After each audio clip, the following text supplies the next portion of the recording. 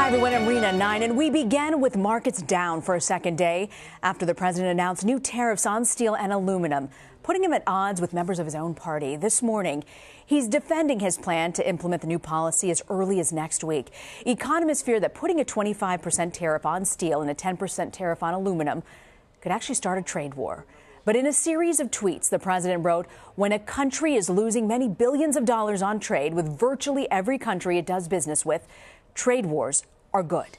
He went on to say that we will soon be starting reciprocal taxes so that we will charge the same thing as they charge us. Have no choice. This comes after several prominent Republicans slammed the move.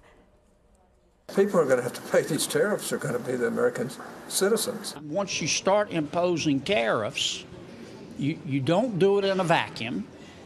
Other countries respond. We've tried it a whole bunch of times over the last 2 centuries, and every time American families have suffered. It's bad policy. Well, at the same time, lawmakers are questioning the president's views on gun control reform. Following the shooting in Parkland, Florida, it's now unclear where he stands. Here's what the president had to say on Wednesday during a bipartisan meeting.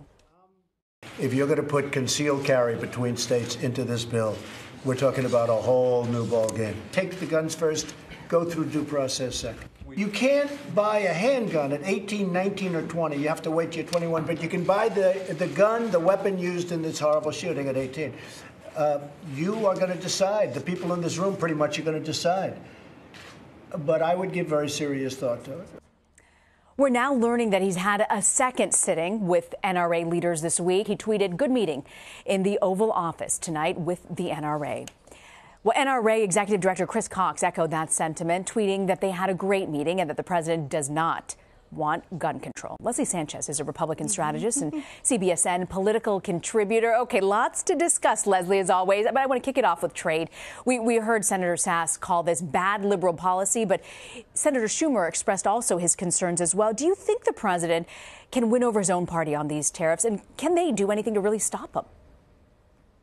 That's a great question. You know, we know a couple things to be true. One is that a basic core tenet of the Trump campaign was looking out and talking about trade because he felt that a lot of working families felt that the U.S. was done a disservice by many of these trade deals. It's how he was able to bring a lot of blue-collar workers to the table to cross the aisle and vote for a Republican ticket. He's an unconventional Republican. Republicans are, dyed in the wool when it comes to free trade, not imposing these types of tariffs, and he's bucking that system and working toward a campaign promise. But I think the president did a disservice in this, and that's why you're seeing the pushback from both Republicans and Democrats, because it's not easy. It will cause a cascading effect in terms of these tariffs and other unforeseen circumstances. And as legislators, you can see that's what Congress is grappling with. How can they realistically come to the table with something that addresses that? You know, Leslie, wasn't it Maya Angelou who said, when someone shows you who they are, believe them? The president ran on this platform, and many other GOP lawmakers embraced him for that. Should they be surprised at this point? You know, they embraced him for Arena when he was winning Pennsylvania and some of these other states that had gone blue and Republicans hadn't, had any opportunity for a long time. But really now it becomes the point of what does that actually look like? If you just look at the markets, I mean, you're certainly seeing a response in the downward trend that's been going on this week. You're seeing a response on Capitol Hill. They realize that just the hype of this has ramifications. So hopefully the president, again, can move forward with a plan that makes some sense and really kind of structure how he wants that done. But at this point, it's kind of everything's in the air and you don't know where it's going to drop. Speaking of, we don't know where it's going to drop, gun control. It's unclear exactly where the president stands. We know he's dined with the NRA at the White House twice this week alone. He's challenged them also in meetings with lawmakers that we saw this week. How does this impact how Republicans and Democrats move forward to try and pass any sort of legislation on gun reform? You know, there's a really interesting line. You can disagree, but be agreeable about it.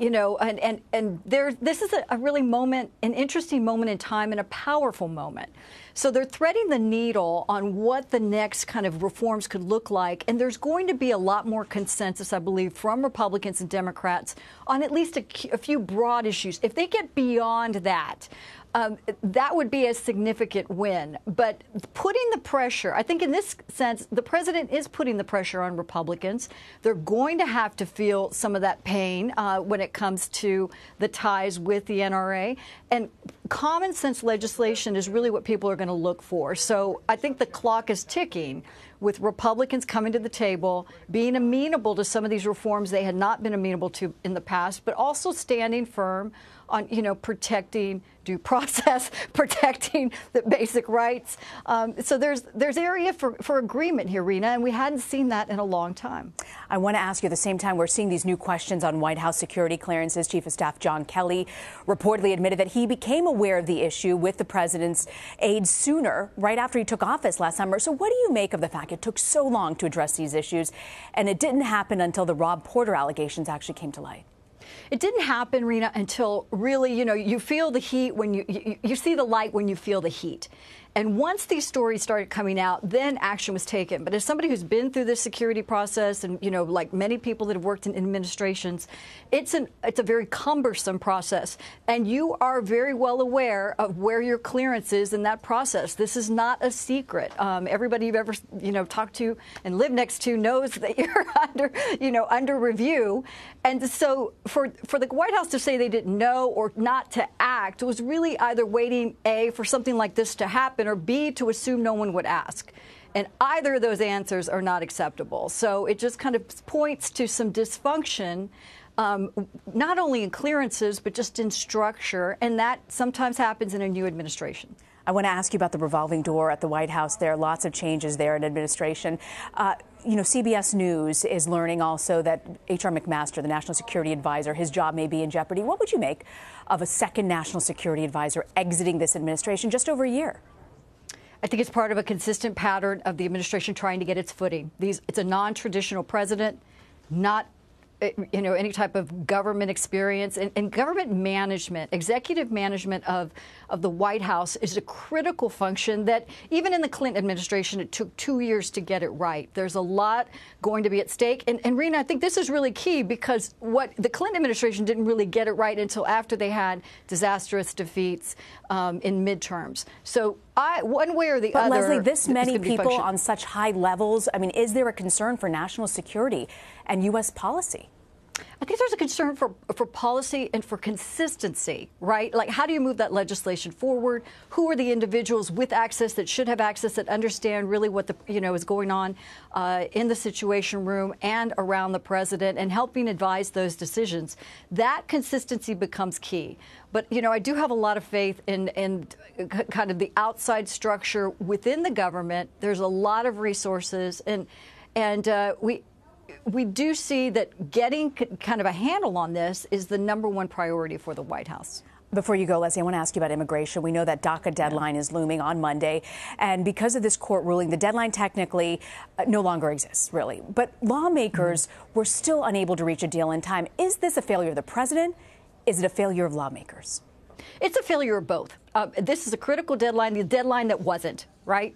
So everyone knew, everyone said that this was going to be the deadline, that if we came to agreements in February, that this would be the one date that everybody could rest assured that the 700,000 plus, individuals could have some understanding of their status. And we're here and nothing's happened. I fear as we get closer to the summer, without a resolution on this, it's going to be kicked into a midterm issue and become even more difficult to pass. So the priority has to be the president putting pressure to get this done. Again, it goes back to the White House. Leslie Sanchez, always a pleasure, Leslie. Thank you for joining us. Thank you.